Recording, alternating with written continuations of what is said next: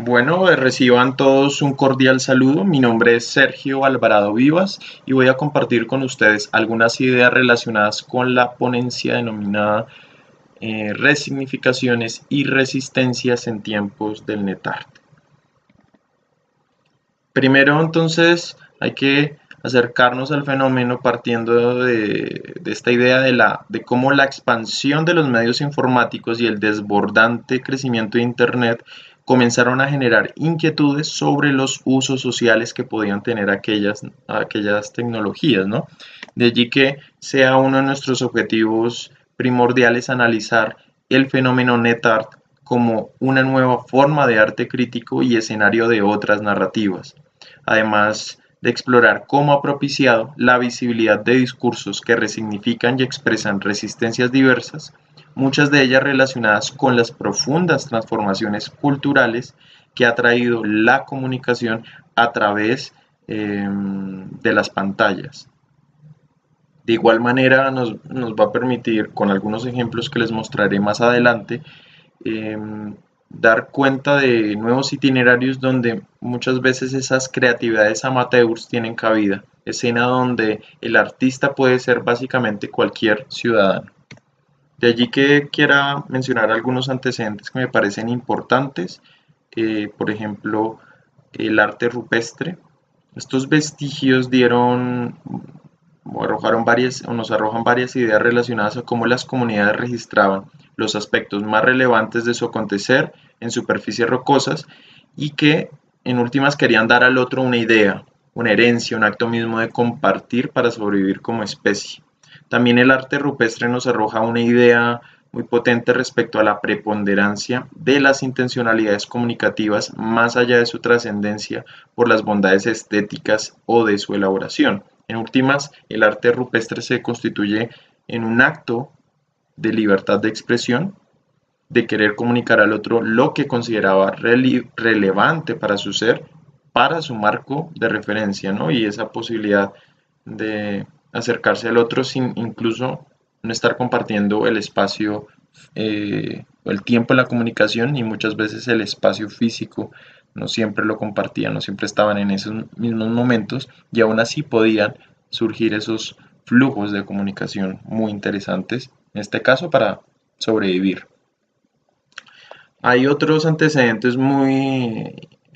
valiosos. Uno de ellos tiene que ver con la fundación del Cabaret Voltaire por Hugo Ball. Eh, Esto se da también a razón del hastío que se encuentran muchos de estos artistas ante la guerra, ante la Primera Guerra Mundial y todo ese mapa político que ya venía menoscabando las relaciones a finales del siglo XIX, las relaciones entre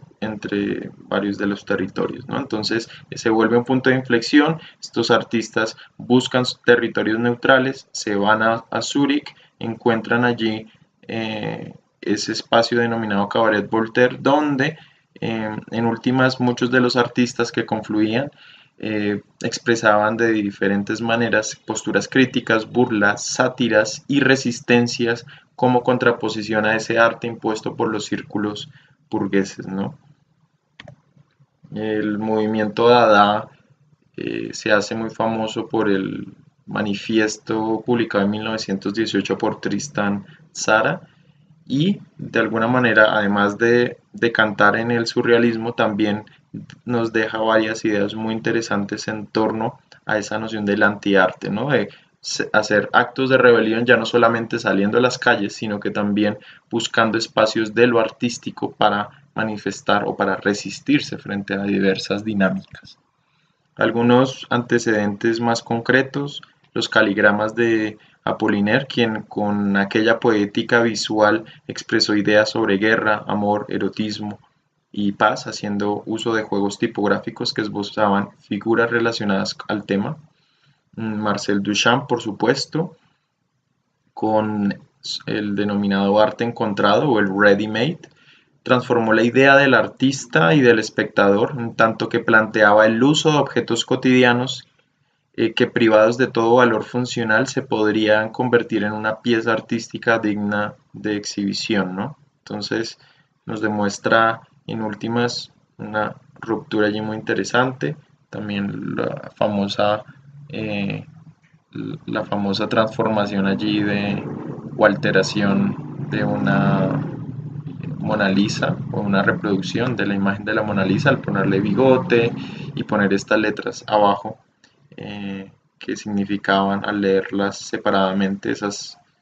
letras en francés sería algo así como ella anda caliente. Cornell también es un muy buen referente en torno a sus antecedentes, la capacidad de usar elementos desechados por otros y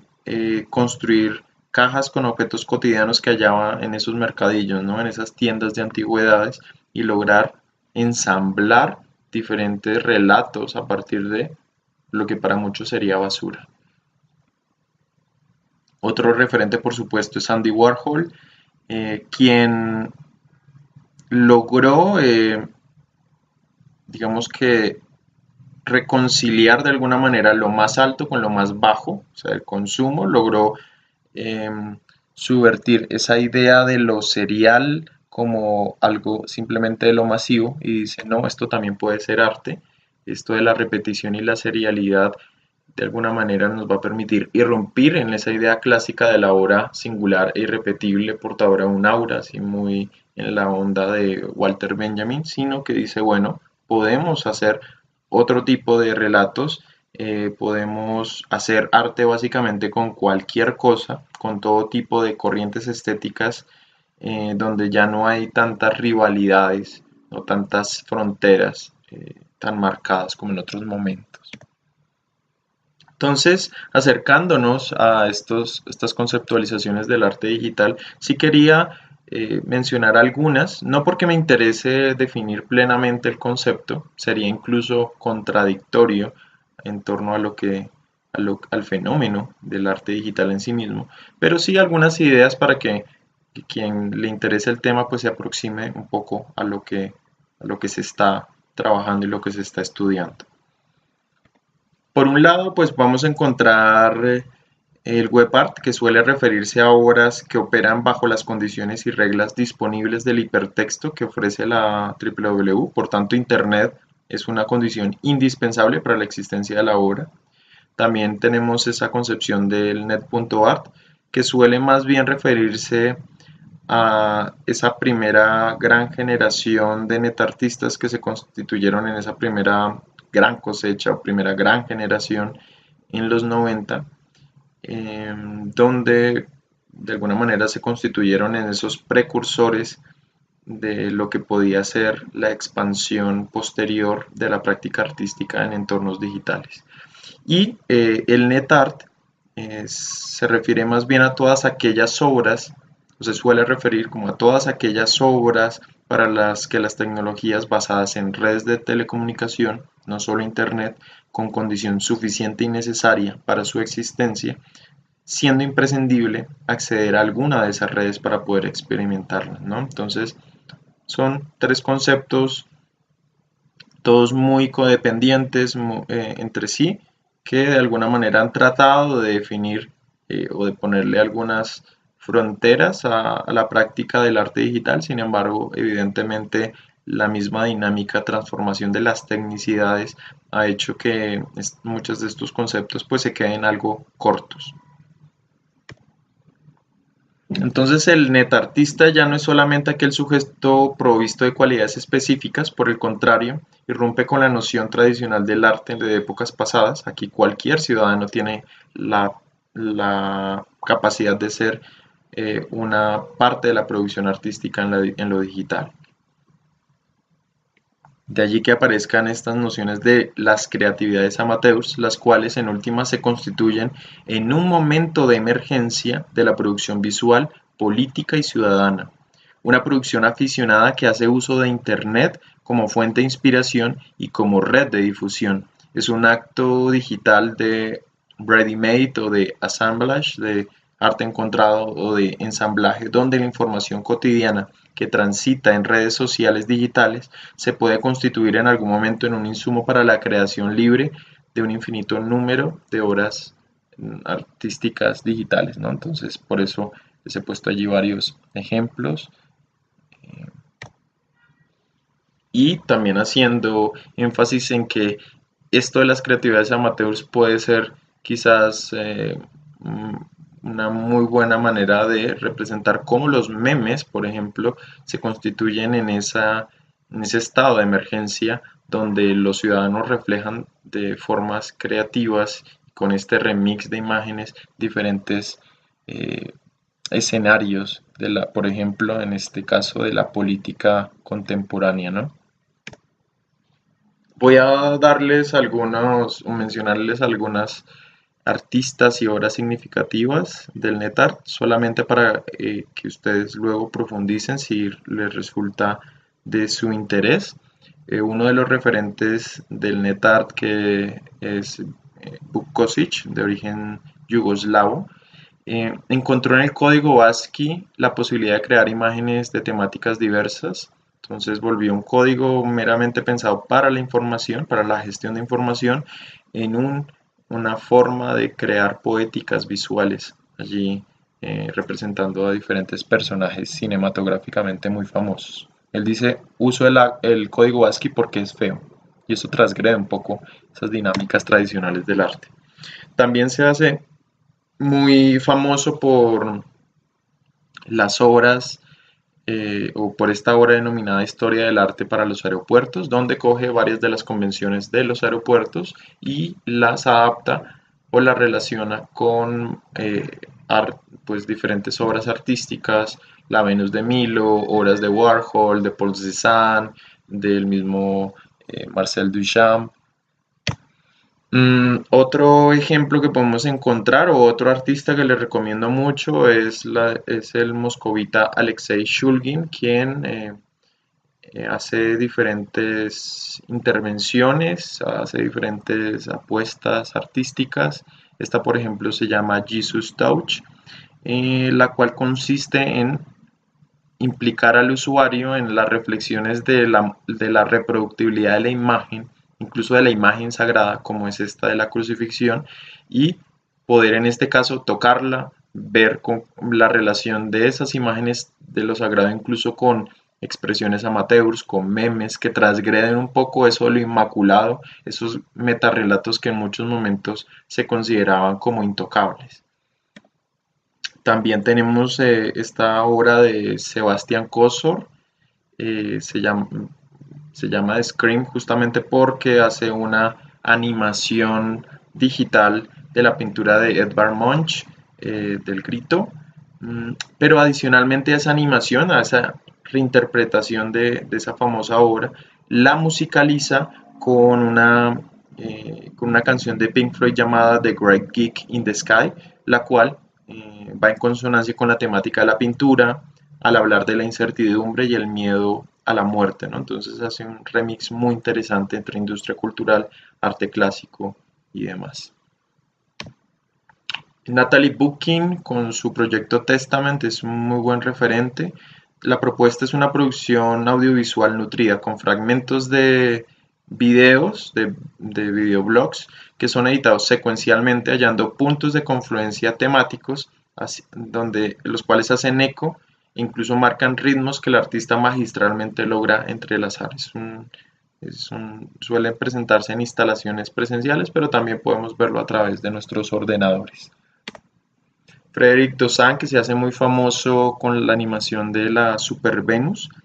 y esa animación gira en torno a mostrar explícitamente las transformaciones de las subjetivas nociones de belleza a lo largo de varios momentos de la historia, concentrándose especialmente en los excesos y debates en torno a la estética de la mujer actual. Popular de Lujo, una experiencia colombiana, es un colectivo con una fascinación particular en torno a la gráfica popular que buscó o que busca indagar, pero también poner en circulación la cultura visual colombiana y latinoamericana, haciendo especial énfasis en rastrear y trabajar de cerca con sus autores. Mierdinsky, un artista colombiano que hace uso del pixel art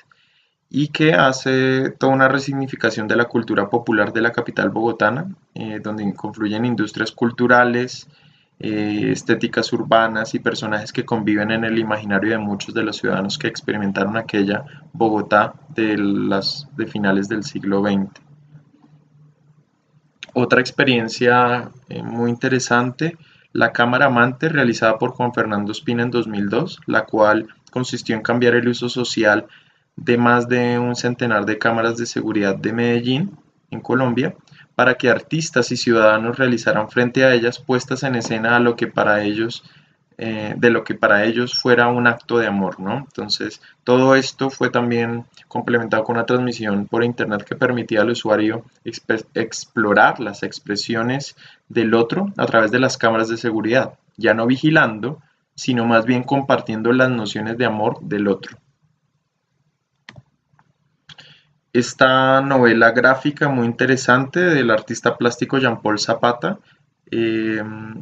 pone en tensión las condiciones de vulnerabilidad de varios actores sociales que habitan el territorio colombiano. Conecta las raíces afro del territorio con los entornos contemporáneos, además de visibilizar en el protagonista y sus avatares las luchas en torno a poder alcanzar su desarrollo pleno como una persona pese a sus dificultades físicas, ya que es ciego, y sociales, ya que viene de una zona rural y llega a la periferia de la ciudad.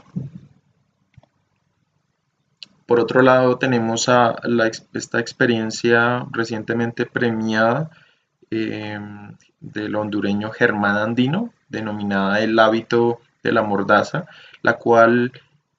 pone en circulación a través de plataformas digitales relatos vivenciales relacionados con la violencia y secuelas del pandillismo en Centroamérica, ¿no? Entonces es una especie como de novela o de cómic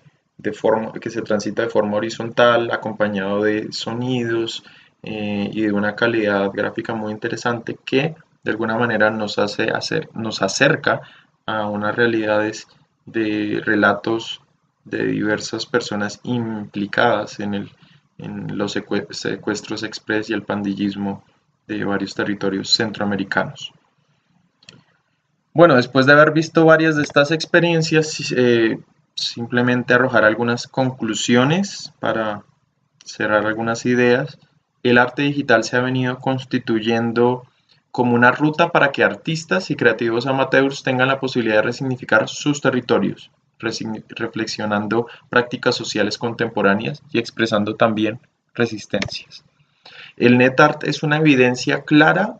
de las potencialidades de los fenómenos ciberculturales, es decir, de aquellas culturas colaborativas que están transitando en la red y que muchas veces transgreden esas normas establecidas a partir de la multiplicidad de abordajes críticos frente a esos mecanismos de poder. Ahora importan entonces más las intencionalidades comunicativas que las bondades estéticas de la obra, escenario que propicia una especie de remix en las producciones visuales y sobre todo en las narrativas y representaciones sociales que allí se gestan. Es así como el arte digital, en medio de sus fronteras difusas, está convirtiéndose en una ruta más para el impulso de otras formas de comunicar, para visibilizar otras voces, otras posturas y por consiguiente para tratar, o para trazar más bien, rutas de cara a convertirse en un motor lo suficientemente potente como para generar procesos reales de transformación social. Muchas gracias por su atención. Espero que haya sido de su agrado. Allí están mis correos de contacto si quieren saber un poco más al detalle de lo que estoy trabajando. Será luego en @gmail.com, salvarado@uniminuto.edu. Muchas gracias y que terminen de pasarla muy bien allí en Tenerife.